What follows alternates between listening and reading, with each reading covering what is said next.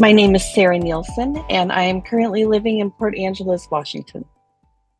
So, what about your experience in Port Angeles made you want to do this interview? I love Port Angeles. I grew up in a small town in Washington and lived most of my adult life in Kitsap County in Bremerton, and then I've lived down south in Mississippi and in Memphis, Tennessee. So I think driving across country four times, moving across country twice has given me a lot of experience to be able to do this interview and let you know about Port Angeles. Um, I've been here for a year and I absolutely love it. It is we have all the neighborhoods down around here are pretty quiet during the day and at night. Um, that's what I like. We have wildlife, trails, beaches. We have a lot to offer in Port Angeles and a big art community too that I happen to be part of now. Good. So, what brought you to Port Angeles? Well, the housing problem with homes being so expensive right now, and we had a really good income, and we were looking for a place that we weren't going to spend our entire life paying for. We wanted to be somewhere kind of moderately priced. So homes in this area are around between 3 and 450 on average, which is pretty high, for some people, especially young people starting out. So we were kind of looking around at what we wanted to be able to do and how close I wanted to be to family. I have grandchildren, so I wanted to be kind of still close to them as well. So we looked at several homes in Port Angeles, and every time we came up here, everyone was friendly. They were nice. We got stuck in the snow once, and someone pulled us out, which was really nice. um, Yeah, that's very sweet. yeah, it was great. It was great. It was great. That's And we finally awesome. found one that worked for us. It was big enough for me to have a studio in, which was really important to me as well, because I have to have a place to work on my art. Yeah. So, I know you mentioned some things that you like about Port Angeles, but what are just like a few things that you could really just go on about? Oh, I could go on about Edith's Hook. Edith's Hook, at the end of Edith's Hook is a Coast Guard station. And you can drive down there and it's a hook. So you've got one side is facing town and you get an incredible view of the mountains and the water. And then the other side of the hook is the Canadian side where you see Vancouver Island and it's more sandy on that side and a lot of different kinds of rocks that you can find over there. If you're a beachcomber and like rocks, there's a lot of jasper and quartz and you just find some really interesting things. I've been down there to see otters. I've seen seals pop their head up and look at you while you're out there on the beach. It's really cool. Um, we have a feral cat colony out there that people in the community feed twice a day. Go down. They come out. They know when dinner time is, so they'll come out, but they won't. They're feral. Mhm. So we take care of them down there, and then let's see, Crescent Lake, or I'm sorry, Lake Crescent up here is another beautiful place. It's a glacier lake, so it's really cold. It's great for kayaking. Um, Hot weather, it'd be okay to go for a quick dip, I think, but I personally wouldn't want to do it because I grew up here and I know how cold the water is. um, but that's another great family spot. Um, just there's so much to see. There's so much to see. You've got Hurricane Ridge. So my home faces south. So behind me, I've got the start of the Olympic National Forest and Hurricane Ridge, the Hoh Oh, Rainforest. All of that is real close to us here. Um, so that's we really like to take cool. advantage of the scenery a Yeah. lot, a lot. Yeah, A I bet lot it's of family beautiful. oriented activities in our town, very family focused. We have a skate rink during the summer that's began. They do an ice rink in that same spot in the winter that they've started that was real popular with everyone. There's always some kind of event going on. We've got a weekly farmers market every Saturday from 10 a.m. to 2 p.m. We're in a rain shadow here in this area, in Port Angeles in the swim area. So we have a year-round growing season. So all of our farmers, local farmers, we have a strong farming agricultural community, as well as art community. Um, and yeah, there's just so much.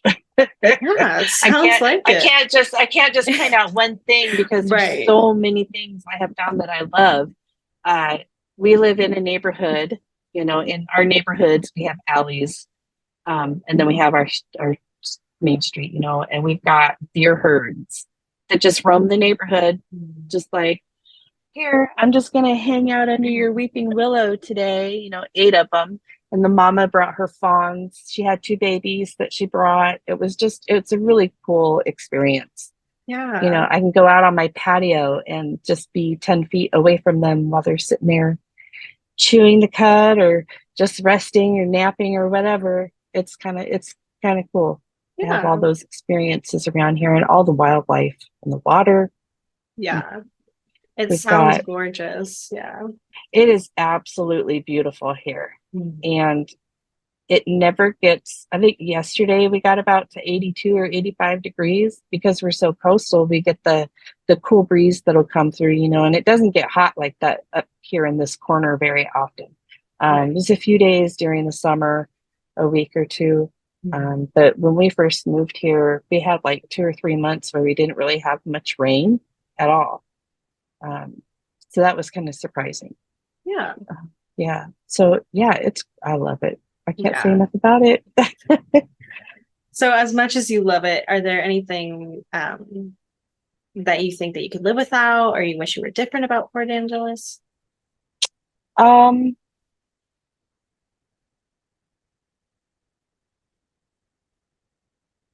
I can't really think of anything other than there's homelessness is everywhere, and we have a small homeless community here. Um, and when I've been in other cities, like down south, we had programs called Showers of Love, for example, was one where people could come in and they could shower and wash their clothes or leave with clean clothes, socks. And there's such a need for people. I mean, you can be homeless, but as long as you feel clean, you still feel like a human being. Mhm. And it's a small group, but I could see where there's things that we could do to help the community uh, with regard to that because I experienced homelessness once as a young mom, single mom to twin daughters, and I stayed in a shelter for a month.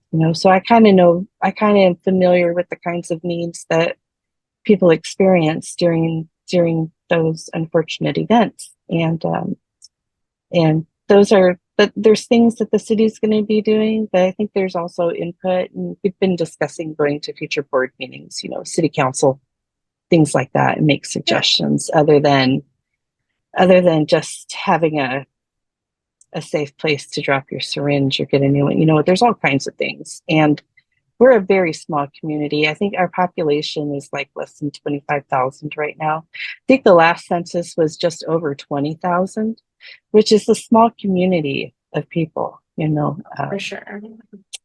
And every community's needs are different. And then there's some that are the same, and there's some that work and some that don't. And, I think it's just going to be um, trying to see what programs work best, what we can bring in to help others. And then there's all these other positives too.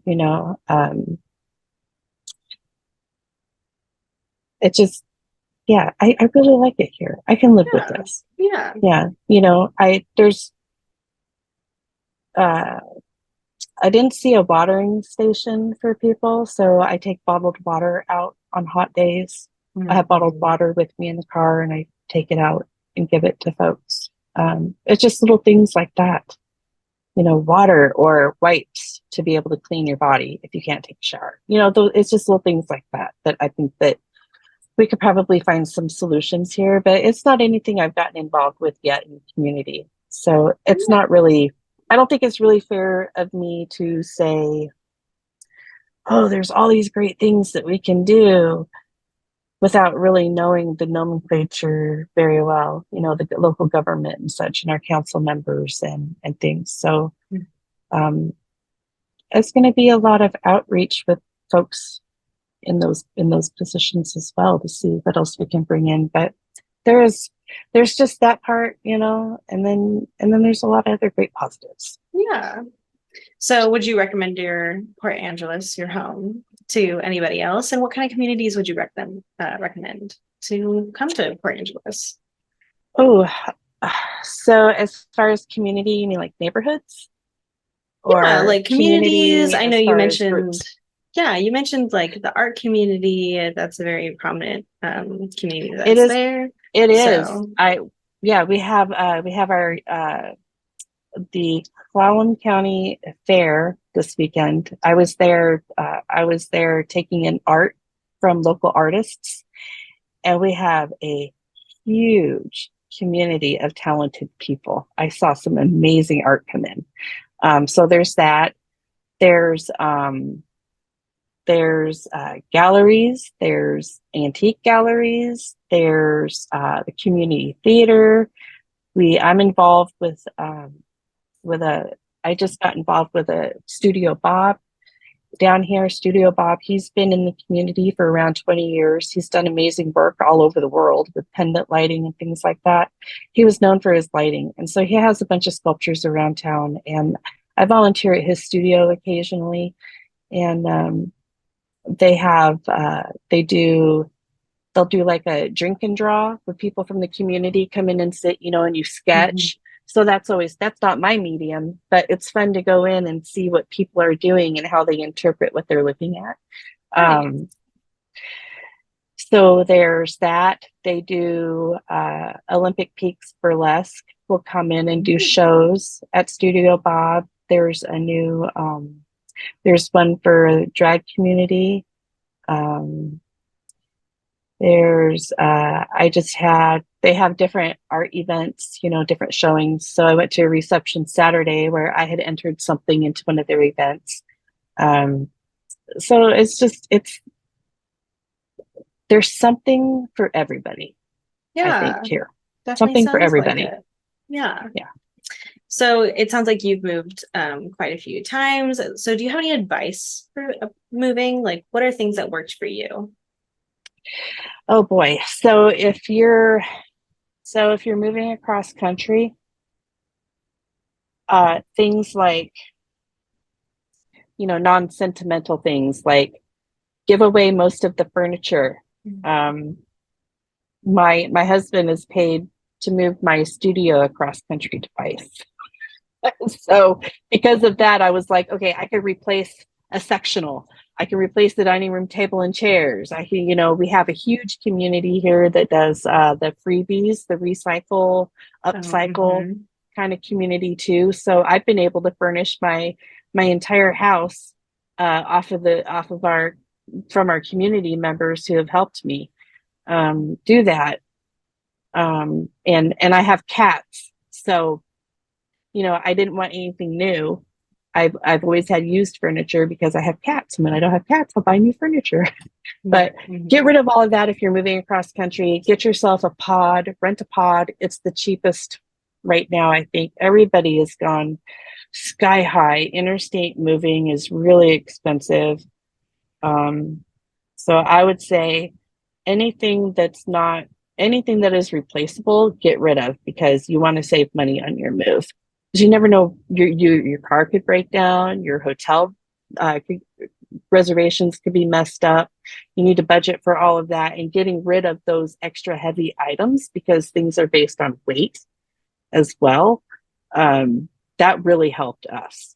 And I think our last move, it would be 2010. We moved back to Washington from Memphis, Tennessee. and we got a pod, and the pod was right around just over 4,000 to move from Memphis to our driveway in Bremerton, Washington. Um, Nice. yeah, so the first time we moved down south, we used Allied. They were okay, except I have boxes that went missing that I missed not coming off the truck. So I lost things that way. And so Mhm. I would recommend, if you're using an interstate moving company, have every single box tagged with that little blue tag and number of the number of box that is going on that truck, so that when that box comes off, you can match it up. You've got your things. Mhm. That's the only thing other thing I can recommend. Yeah. And is there anything else that you want to share about Port Angeles today? Mhm. Well, it's beautiful today, as you can see. It does look very beautiful. But it's so nice there. It's nice. I was hoping that the deer would have been out here today under my tree so I could have Oh, shared that with you. That's why I yeah. positioned myself this way. But no That's visits today. I think that's they're okay. staying cool. That's good. Yeah. Yeah. But Yeah. yeah, I don't know. I don't know. There's so much. There's so much. We do have a fine art and event center. Mhm. I've not been there yet, but we did have dancers. Uh, I think propelling is the right word, off the building with the was it long sheeting material? I don't know what they're called, I but know. the wrapping, and they twist and turn and Yeah. they dance on I forget what they're called. But we had that recently a couple of weeks ago. I didn't get to go to that, but I saw pictures and it looked like it was an amazingly fun event. Yeah. Um, but yeah, we've got, oh my gosh, down at the wharf, Welly's ice cream, New Zealand style ice cream. Ooh. I'm here to tell you, I can't, I got to go at least once a month to get some wellies, Oh. because it is like a sweet cream ice cream. And then they put the fresh frozen fruit in, and it spins it out into your cone or your bowl, whatever you want. And oh, Mhm. it's yummy. It is just That yummy. sounds And amazing. Yeah. so That's that's the other awesome. place. And there's a great art gallery in there too. Really great art gallery. Cool. Well, that's all of my questions today. Thank you so much for your Okay. time. No, thank you. I've been wanting to do this with you for a while. Yeah. Well, We've missed each other a few times. I know, but I'm really happy that we got to do it now. Yeah, So keep an me eye too. out. Yeah, thank you, Maddie. Yeah, of course. Have a great day. Okay, you too. Bye All bye. right. Bye.